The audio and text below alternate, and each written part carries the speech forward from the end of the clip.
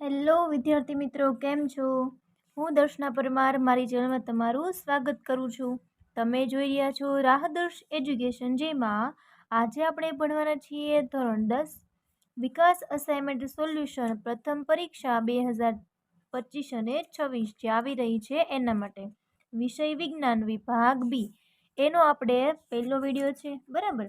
પ્રકરણ નંબર 1. ચલો શરૂ કરીએ.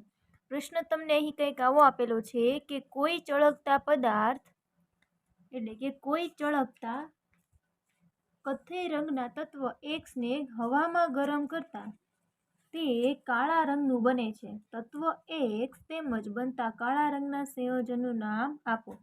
બરાબર. તો અહીં એક્સ તેમજ સંયોજનનું નામ આપવાનું છે. હવે આ જે એક્સ તત્વ છે ને એ કયું છે? કોપર છે. અને તેને હવામાં ગરમ કરવામાં આવે તો કોપરને જો તમે હવામાં ગરમ કરો, બરાબર, ગરમ કરો એટલે શું કરો? તમે એને ઉષ્મા આપો છો તો CuO એટલે કોપર ઓક્સાઇડ બને. પ્રક્રિયા સંતુલિત કરો એટલે 2 મૂકવા પડે. આ શું છે? કથ્થઈ રંગનું ચમકદાર તત્વ, જેને આપણે કોપરથી ઓળખીએ છીએ. અને આ શું છે? કોપર ઓક્સાઇડ, કાળા રંગનું સંયોજન. બરાબર. તો અહીં એક્સ બરાબર શું આવશે? કોપર આવશે. શું આવશે? કોપર. અને કાળા રંગનું સંયોજન કયું હશે? લખીએ. અને કાળા રંગનું સંયોજન બરાબર CuO, જેનું નામ છે કોપર ઓક્સાઇડ.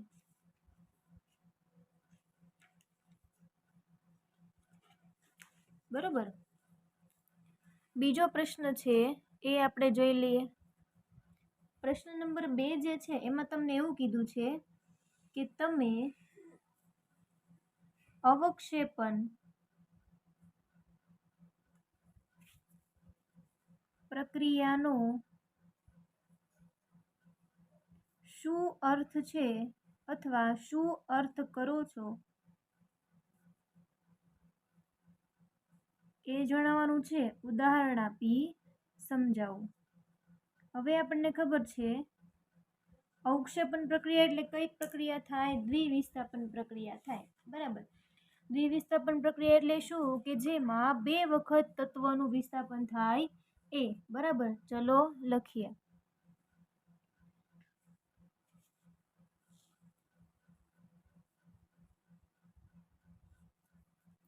જે રાસાયણિક પ્રક્રિયામાં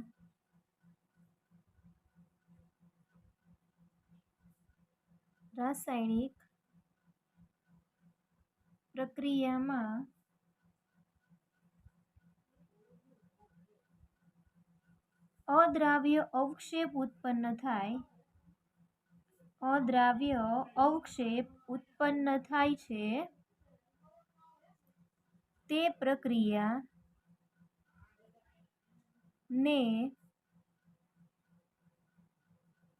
અવક્ષેપણ પ્રક્રિયા કહે છે. તે પ્રક્રિયાને અવક્ષેપણ પ્રક્રિયા કહે છે. બરાબર. ઓકે. ઉદાહરણ આપી સમજાવવાનું છે.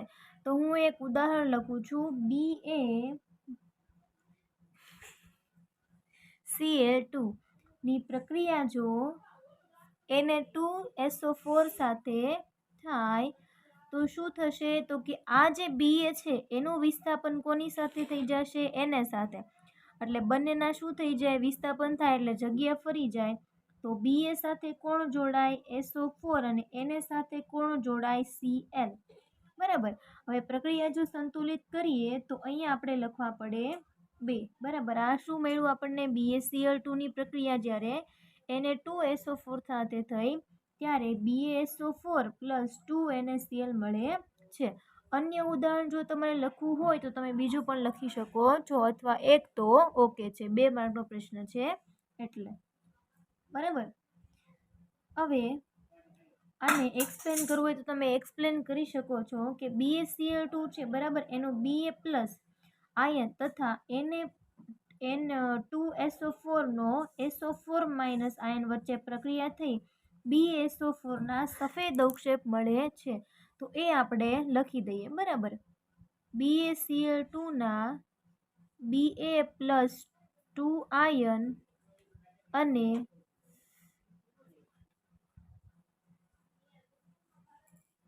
Na2SO4નો SO4 -2 આયન વચ્ચે પ્રક્રિયા થઈને સફેદ અવક્ષેપ મળે છે. એટલા માટે એને અવક્ષેપન પ્રક્રિયા તરીકે ઓળખવામાં આવે છે. એની પછી પ્રશ્ન નંબર 3 જોઈએ. ચલો, પ્રશ્ન નંબર 3 શું કીધું છે એમાં કે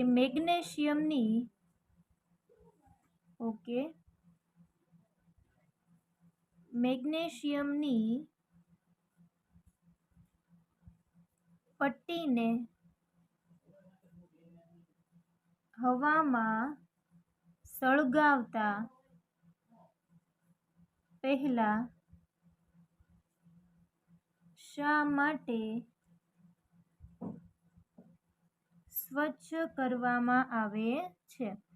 હવે તમે આ મેગ્નેશિયમની પટ્ટીવાળો પ્રયોગ જો કદાચ તમે સાંભળ્યો હોય, જોયો હોય તો બરાબર, આપણે આમાં આવે જ છે.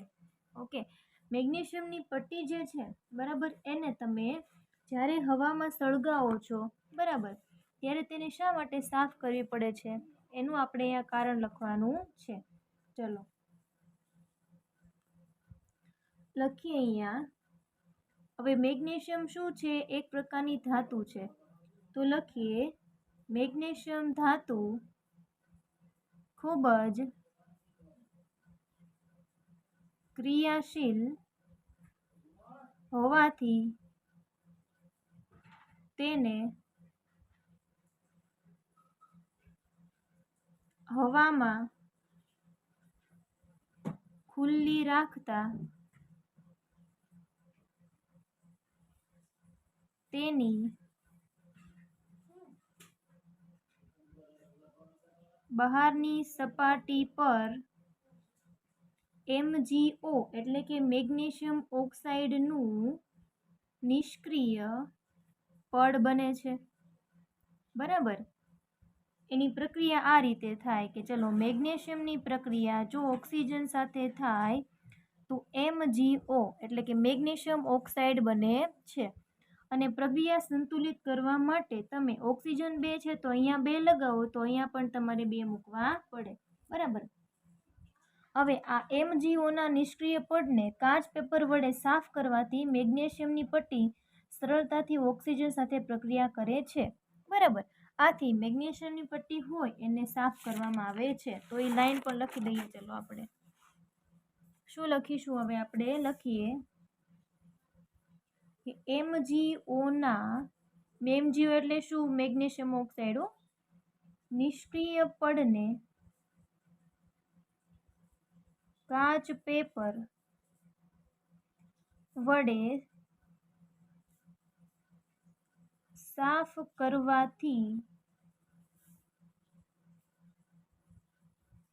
મેગ્નેશિયમ ની પટ્ટી સરળતાથી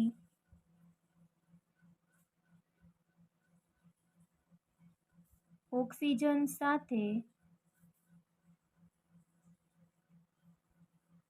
પ્રક્રિયા કરે છે. આથી મેગ્નેશિયમ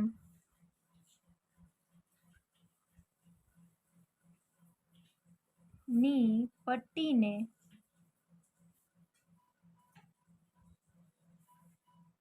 હવામાં સળગાવતા પહેલા સાફ કરવામાં આવે છે. બરાબર.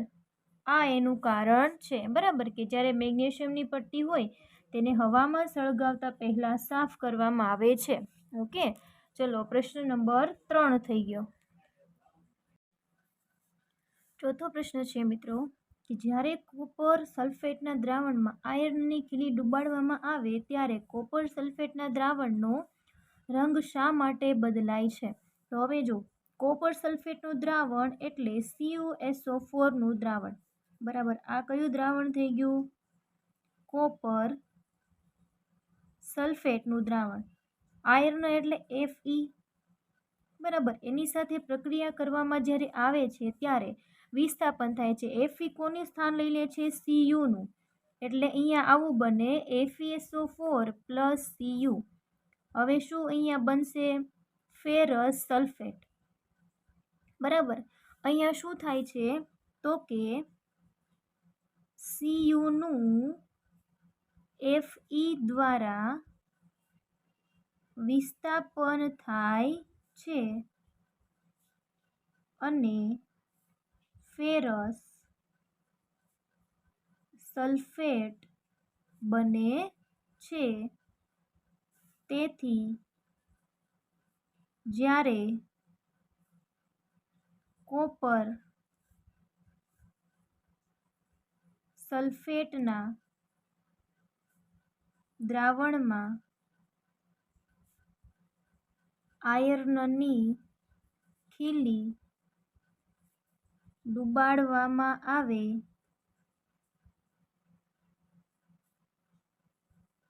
ત્યારે કોપર સલ્ફેટનો રંગ કેવો થાય છે? કોપર સલ્ફેટના દ્રાવણનો રંગ બદલાય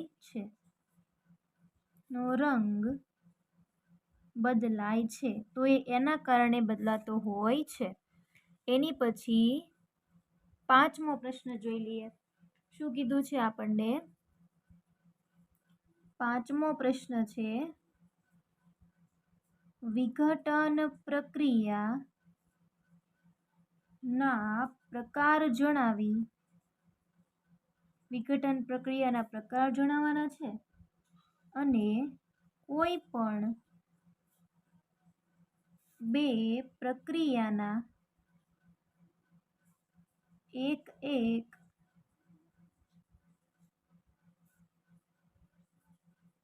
ઉદાહરણ સમીકરણ સાથે સમજાવવાના છે. તો હવે પહેલા એટલું સમજો મિત્રો કે વિઘટન પ્રક્રિયાના પ્રકાર નીચે પ્રમાણે છે. વિઘટન પ્રક્રિયાના પ્રકાર નીચે મુજબ છે. ચલો કયા કયા છે? પહેલું છે પ્રકાશીય વિઘટન અથવા ઉષ્મીય વિઘટન લખો. ચલો પહેલું ઉષ્મીય વિઘટન, બીજું છે વિદ્યુત વિઘટન અને ત્રીજું આપણે લખીએ પ્રકાશીય વિઘટન. બરોબર.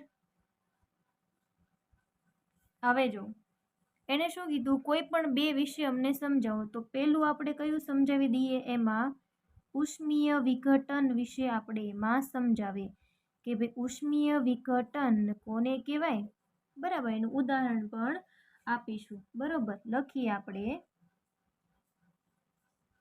એક જ પ્રક્રિયકને ગરમ કરવાથી તે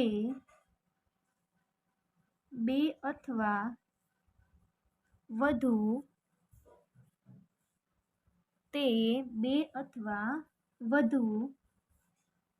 સરળ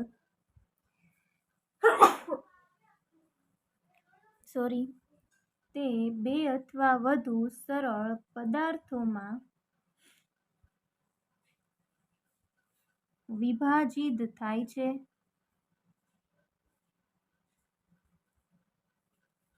ઉદાહરણ તરીકે આપણે કોઈ પણ ઉદાહરણ આપણે એનું ગમે એક આપી દો. ચલો ઉદાહરણ તરીકે કેલ્શિયમ ઓક્સાઇડ લઈ લઈએ. બરાબર. એનું વિઘટન આપણે ઉષ્મા આપીએ.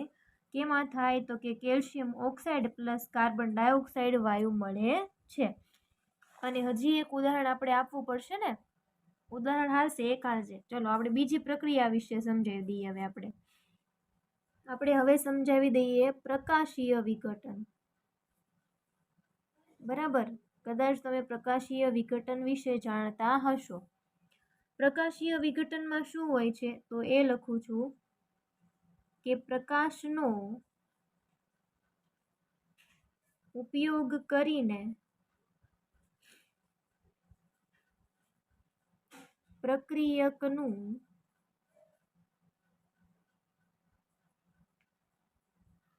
એક અથવા અહીંયા લખ્યું એમ જ લખો, બે અથવા વધુ સરળ પદાર્થોમાં વિભાજન થાય છે.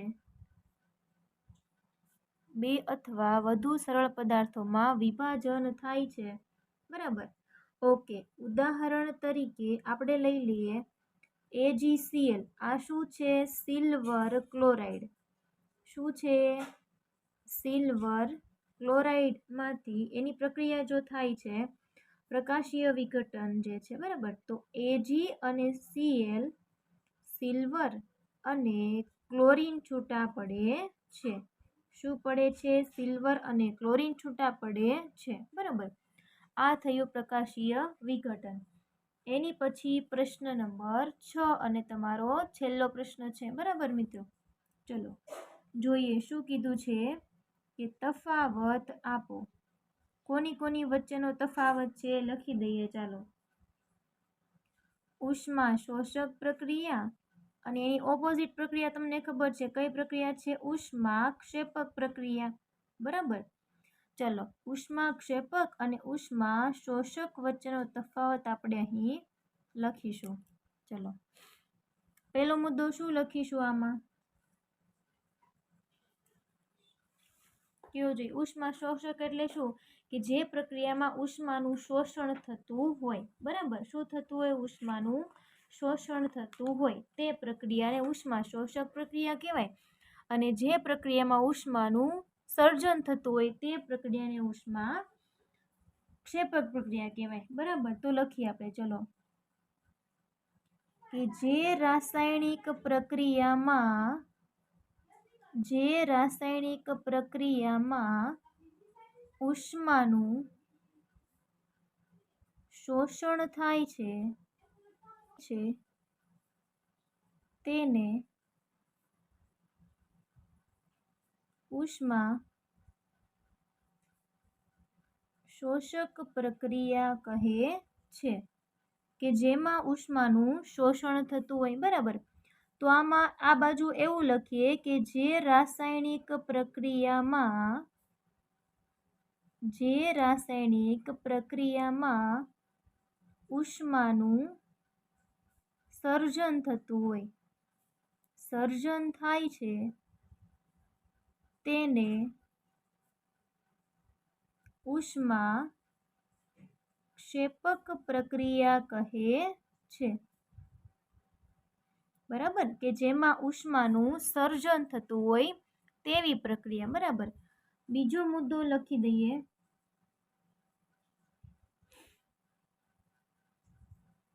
ઉદાહરણ તરીકે બેરિલિયમ હાઇડ્રોક્સાઇડની અથવા બેરિયમ હાઇડ્રોક્સાઇડની પ્રક્રિયા એમોનિયમ ક્લોરાઇડ સાથે થાય. બરાબર, એમોનિયમ ક્લોરાઇડ સાથે થાય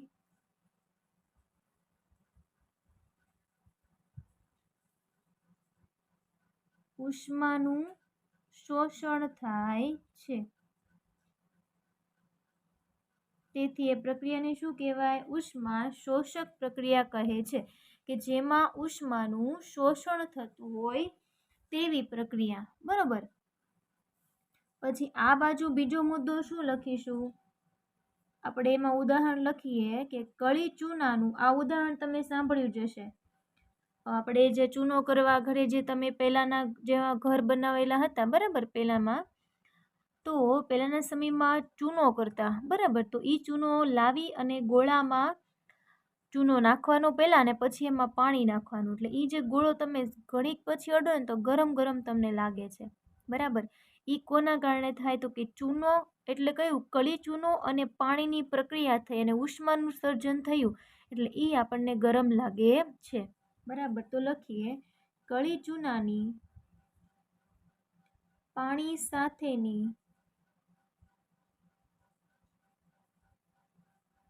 પ્રક્રિયાથી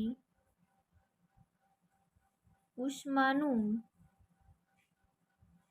સર્જન થાય છે, બરાબર. તેથી એ ઉષ્મા ક્ષેપક પ્રક્રિયા કહેવાય મિત્રો. ચલો, શું ભણ્યા આજે આપણે? પ્રકરણ નંબર 1, એમાં 6 પ્રશ્નો આપેલા હતા, એ અહીં પૂર્ણ થાય છે મિત્રો. જો તમને એમાં કોઈ પણ પ્રકારનો પ્રશ્ન હોય, ડાઉટ્સ હોય, ન સમજાતું હોય, તમે મને કમેન્ટ કરીને જણાવી શકો છો. અને જો મિત્રો તમે મારી આ ચેનલ પર નવા હોય તો વિડીયોને લાઇક, શેર અને સબસ્ક્રાઈબ કરવાનું ભૂલશો નહીં. જરૂરથી જણાવજો કે તમને આ વિડીયો કેવો લાગ્યો છે. મારી આ ચેનલ પર વિષય ગણિત અને વિષય વિજ્ઞાન ધોરણ 9 અને ધોરણ 10 ના અસાઇનમેન્ટના વિડીયો મૂકવામાં આવશે, જે તમે જોઈ શકો છો. Thank you very much.